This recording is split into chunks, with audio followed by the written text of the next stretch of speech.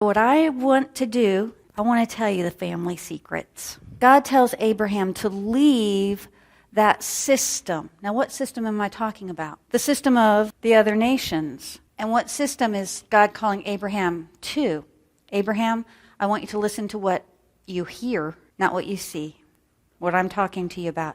Abraham, I want you to listen to what I'm telling you, not what seems right to you. And I want you to go by what I desire and put aside your desires for what I desire. God tells Abraham, leave that system. That's all Genesis 12. And God is going to plant. We've seen how God reseeded the earth with Noah, but now God is going to plant Abraham's family right in the middle of all the other nations. And the land that he's leading Abraham to has two major international highway routes that go, all the other nations pass through that little property. And so he says, Abraham, go to the land I'll show you, and I'm going to give this to you and your descendants. I'm going to plant you there. God is growing a family tree from the seed of righteous Abraham. What kind of nation is he thinking he's going to get? There it is again. I want the earth to be a good place. And if you have good people, it's a good place. Through your seed, all the families of the earth will be blessed. It's just a tiny little nation with three little grandfather, Isaac, and then the grandson, Jacob. We're going to look in Genesis chapter 29. Let me just give you a little bit of background. Jacob is a twin. His brother was, I don't know if you could even say they were born seconds apart, because Jacob was grabbing his twin brother's heel as they were being born. And the indication is that he was trying to get out first. And that characterized their family. Jacob was always grabbing onto Esau's heel, trying to get first. And there were financial benefits to coming out first. And the benefits were, if you were firstborn, you got twice the inheritance allotment as your brother, or whatever children. You got 2 portions. And so Jacob figured out, I really want that 2 portions, and I would love to get that. So he cheats his brother. He figures out a way to find something that Esau really wants, and he says, well, give me that birthright. Oh, sure, you can have it. Okay, now watch. When it's time for Isaac, when he thinks he's going to be passing away, so he's going to give the blessing, which is kind of like reading the will. Who's going to get the 2 portions? Jacob is supposed to get the 2 portions now because Esau gave it to him. Now you tell me, I just want to ask, don't raise your hands or anything like this, but have you ever been part of a will with family, trying to work things out, and someone gets twice the amount, like someone gets twice the inheritance things? Are there any sort of hurt feelings going on there? I just want to say that one of the family secrets in here is that these twin boys hate each other's guts because one of them outmaneuvered the other to get the family inheritance. And at this point in Jacob's life, it's about the money. And if you can just think of a family that there's just a lot of bickering over who got what, then you will understand this family. Jacob actually, his father was blind at the time when he was giving the blessing or reading the will. He thought he was actually giving it to the blessing. He thought he was giving to Esau. And it was really Jacob dressed up in Esau's clothes. Of course, his father couldn't see, but he said, come here. And he gives him a hug and it's like, yep, smells like my son Esau. Esau says, I'm going to kill him. Now, I don't know what your relationship is like with your siblings, but if you had a twin that wanted to kill you, would you call this a happy family? This is a family where Jacob has to leave, and they whitewash it. They say, you know what, you're not married yet. Esau was already married by this time. Jacob, you're not married yet. We're going to send you back to the old family homestead far away, and you're going to find yourself a wife. It's time to get a wife from the old family homestead. So you just go on. You see, they whitewash it. It's really because, why? His brother hates his guts because he maneuvered the money. Jacob runs away, but what we have, and you can just write this out on your envelope next to Jacob, he cheated, he deceived, and his brother wants to kill him. The place where he runs, he finds his relatives. That's where his mother had grown up. His mother's folks had grown up there. And that's where we come into the story in Genesis chapter 29, verse 6. He says to the shepherds of Laban, "Do you know Laban?" That's his relative. And he says, "Yeah, here's Rachel, his daughter, coming with the sheep." And he sees Rachel coming. Look in verse 9. While he was still speaking with them, these other shepherds, Rachel came with her father's sheep. She was a shepherdess. And when Jacob saw Rachel, the daughter of Laban, look at his reaction. He just steps in as the hero. Here she comes with all these sheep, and he falls in love with her. It's love at first sight. And he wants to marry her.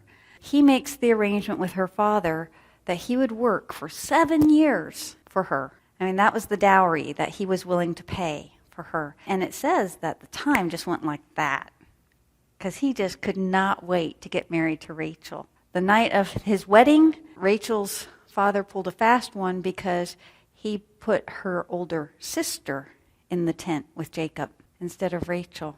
When Jacob woke up in the morning, he had a different wife. And you see what he had done to his dad when he switched and, I'm Esau. You see it coming back around? Now he's married to a woman that he doesn't really love.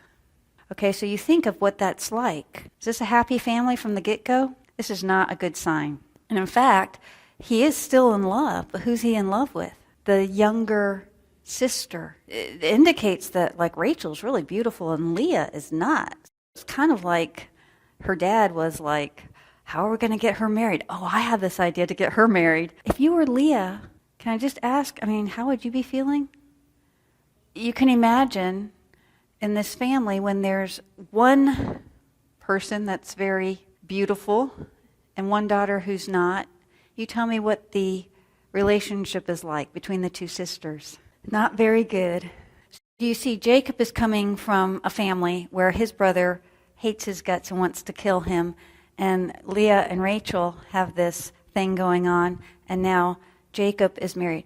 So when Jacob gets the older sister, and he is so angry at his father-in-law. Now there's some problems right there if you're starting off so angry at the father-in-law. He says, I worked for Rachel. He says, didn't I tell you we have a custom here? We always marry the older sister first. How did I fail to mention that in the 7 years that you've been working for me? He says, okay, I'll tell you what. You can have Rachel in a week. Finish off your wedding week with Leah. You can have Rachel in a week, but you have to work for her another 7 years. I'll give her to you on credit for another 7 years. And with the two daughters, they also, like if a woman was not able to have children, included in the dowry was often a servant that would act as a surrogate mother. And so Rachel came with her servant, Bilhah, and Leah was given Zilpah. They came with the whole bargain. Within 1 week, Jacob went from being an unmarried man to having 4 wives. 2 wives and their servant girls, concubines. So they didn't have the full status as wives, but they came with the package deal. Now, if you, and I don't want to make this an exact parallel, it's not an exact parallel, but if you had a family where a man married a woman that he didn't love and then got rid of her and married her sister that was beautiful, that he loved. He had children by the first wife and then they try to have a blended family. Do you see any problems emerging? It just goes very quickly through the list. Leah starts having boys. She has 4 boys. Boom, boom, boom, boom. And after the second or third boy, you know what she says? My husband is going to love me now. Because he has 4 boys. What man does not want boys to carry on his name? He is going to love me. You know what the truth was? Jacob didn't love her. Didn't matter how many kids she had. Well, you can imagine Rachel over there, the younger sister, the beautiful younger sister, who sees her older sister having kids with her husband. Now this is a polygamy system, so it's not an exact thing, but you can understand this feeling of animosity going on in this family. Rachel says, well, I'm not obviously able to have children. So you take my servant girl, Bilhah. So Bilhah has Dan and Naphtali. And Leah had stopped having children, and so she's like, Two can play that game. Here's my servant girl, and we have Gad and Asher are born after that. Well, then Leah has a girl, Dinah, the one girl in the bunch. And then she has two more boys, Issachar and Zebulun. Leah now has 6 boys and a girl, and Jacob now has 10 children, and the wife he loves more than anyone has none. So she's dealing with what whole issue? I can't have kids.